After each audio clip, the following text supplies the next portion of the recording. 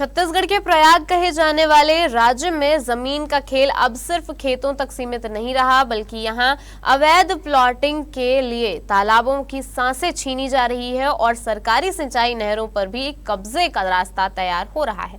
केतकी तालाब की पटाई का वीडियो प्रशासन तक पहुंचा, लेकिन कार्रवाई के दावे जमीन पर दिखाई नहीं दिए। अब दानी तालाब भी धीरे धीरे मिट्टी में दबाया जा रहा है। वहीं राजम गरियाबंद मार्ग पर कृषि भूमि को कॉलोनियों में बदलने के लिए सरकारी नहर तक पाट दी गई। सवाल यह है कि आखिर किसके संरक्षण में प्रकृति और कानून दोनों को चुनौती दी जा रही है। जानकारी के मुताबिक राज्य में अवैध प्लॉटिंग का कारोबार तेजी से फैल रहा है। कृषि भूमि पर बिना वैधानिक अनुमति के कॉलोनियां विकसित की जा रही है। आरोप है कि इस पूरे खेल में तालाबों और सरकारी सिंचाई नहरों तक को नहीं छोड़ा जा रहा है।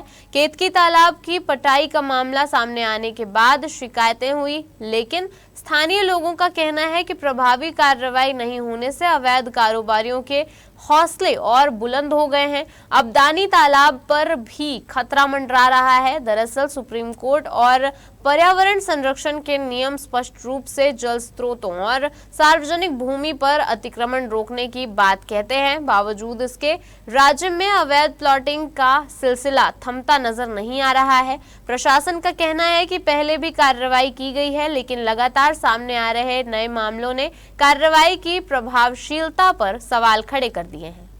मैंने 27 तारीख को रात्रि में यहाँ से गुजर रहा था, रात्रि कालीन में, तो 2 ठो कोकलेन लगा गया था। हाईवे से मिट्टी आ रहा था, डाल रहा था मिट्टी, और 2 ठो कोकलेन मिट्टी को ऐसे धकेले जा रहा था, तालाब को पाटा जा रहा था। मैंने आया, पूछताछ भी किए, और ये भू माफिया है और ज़मीन कारोबारी है, और ये सत्ता इसमें स्थानीय सत्ता का हाथ है इसमें, और ये तालाब निस्तारित तालाब है। ये सुप्रीम कोर्ट का गाइडलाइन है कि ये आम पशु और जल साधन का ये एक निस्तारित तालाब है, उसको भू माफिया द्वारा धीरे धीरे मिट्टी लाके बाहर से हाईवा से उसको पाटा जा रहा है। ये बहुत अन्याय इनकी। हाँ जी, हम शिकायत किए थे, कलेक्टर में किए, एसडीएम में किए, तहसीलदार में किए, प्लस नगर पंचायत सीएमओ को भी हम अवगत कराएं, शिकायत दी अपने हाथ में, और अभी तक हमारा कार्रवाई नहीं हुई। अभी तक जांच प्रतिवेदन के लिए कोई आए नहीं अधिकारी। लगभग 1.5 एकड़ का तालाब था।